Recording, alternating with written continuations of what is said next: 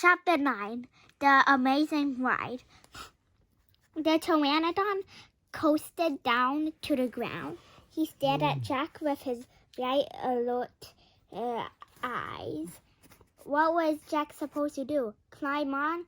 But I'm too heavy, thought Jack. Don't think, just do it. Jack looked at the Tyrannosaurus.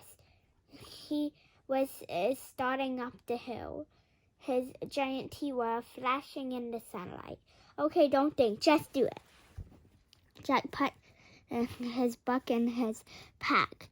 Then he eased down onto the pteranodon's back. He held on tightly. The creature moved forward. He spread out his wings and lifted off the ground. They teetered his way. Then Jack nearly fell off. The pteranodon steadied himself, then rose into the sky. Jack looked down. The Tyrannosaurus was chomping the air and staring up at him. The pteranodon glided away. He sailed over the hilltop. He circled over the valley, over the nest filled with babies, over all the giant duck-billed dinosaurs. Then the pteranodon soared out over the plain, over the Triceratops who was gazing in the high grass. It was amazing. It was a miracle. He felt like a bird. He as light as a feather. The wind was rushing through his hair. The air smelled sweet and fresh. He whooped. He laughed. Jack couldn't believe it. He was riding on the back of an ancient flying reptile. The pteranodon sailed over the stream, over the ferns and bushes. Then he carried Jack down to the base of the oak tree. When they came to a stop, Jack slid off the creature's back and landed on the ground. When the pteranodon took off again and glided into the sky. Bye, Henry, whispered Jack. Are you okay? Are you okay? Annie shouted from the treehouse. Jack pushed his glasses into place. He kept staring up at the pteranodon. Jack, are you okay? Annie called. Jack looked up at Annie. He smiled. Thanks for saving my life, he said. That was really fun. Climb up, said Annie. Jack tried to stand. His legs were wobbly. He felt a bit dizzy. Hurry, shouted Annie. He's coming. Jack looked around. The Tyrannosaurus was heading straight toward him. Jack bolted to the ladder. He grabbed the sides and started up. Hurry, hurry, screamed Annie. Jack scrambled into the treehouse. He's coming toward the tree, Annie cried. Suddenly, something slammed against the oak tree. The treehouse shook like a leaf. Jack and Annie tumbled into the bucks. Make a wish, cried Annie. We need the buck. The one with the picture of Frog Creek, said Jack. Where is it? He pushed some bucks aside. He had to find that book about Pennsylvania. There it is. He grabbed it and tore through it, looking for the photograph of the Frog Creek woods. He found it. Jack pointed to the picture. I wish we could go home, Jack shouted. The wind began to moan, softly at first, Hurry, Jack yelled. The wind picked up. It was whistling now. The treehouse started to spin. It spun faster and faster. Jack closed his eyes. He held on tightly to Annie. And everything was still, absolutely still. Chapter 10, Home Before Dark. A bird began to sing. Jack opened his eyes. He was still pointing at the picture of the Frog Creek woods. He peeked out the treehouse window. Outside, he saw the exact same view. "We're home," whispered Annie.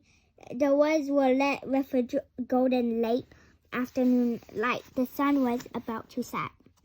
No time has passed since they left. "Jack!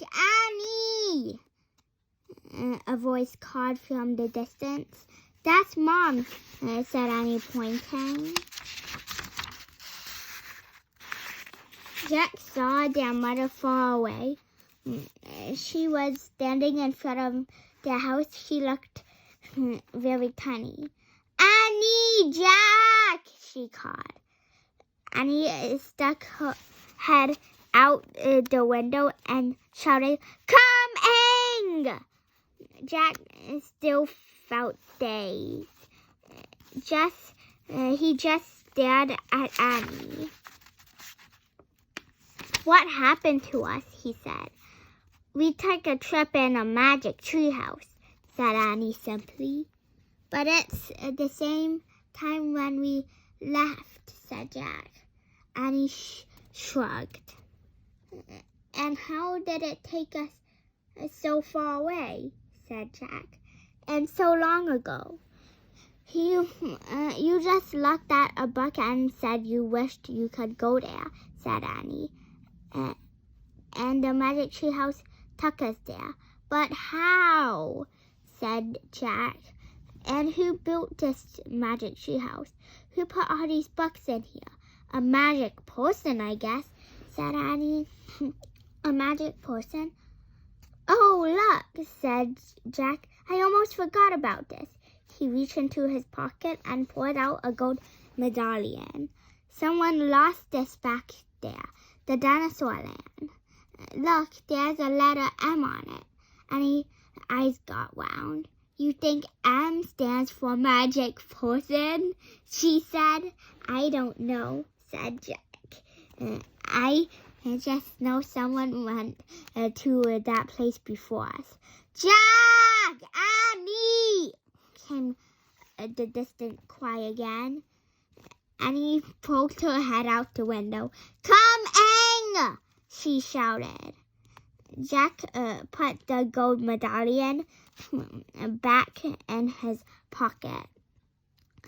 He pulled the dinosaur book out of his pack and put it back with all the other books. Then he and Annie took one last look around the treehouse. "Goodbye, house," whispered Annie. Jack slung back his backpack over his shoulder. He pointed at the ladder. Annie started down. Jack followed. Seconds later, they hopped onto the ground and started walking out of the woods. "No one's going to believe our story," said Jack. "And let's not tell anyone," said Annie. "Dad won't believe it," said Jack. "He'll say it was a dream," said Annie. "Mom won't believe it," said Jack. "She'll say it was just pretend," said Annie. "My teacher won't believe it," said Jack. She'll say you're nuts," said Annie. "You'd better not tell anyone," said Jack. "I already said that," said Annie. Jack sighed. "I think I'm starting to not believe myself," he said. They left the woods and started up the road toward their house. As they walked past the houses on their street, the trip to Dinosaur Time did seem more and more like a good dream. Only this world and this time seemed real. Jack reached into his pocket. He clasped the gold medallion. He felt the engraving of the letter M. It made Jack's fingers tingle. Jack laughed. Suddenly he felt very happy. He couldn't explain what had happened today, but he knew for sure that their trip in the magic treehouse had been real. Absolutely real. Tomorrow, Jack said softly, we'll go back to the woods. Of course, said Annie. And we'll climb up the treehouse, said Jack. Of course, said Annie. And we'll see what happens next, said Jack. Of course, said Annie. Race you! And they took off together, running for home. That's the end of our story. Please subscribe to our channel. Hope you like it.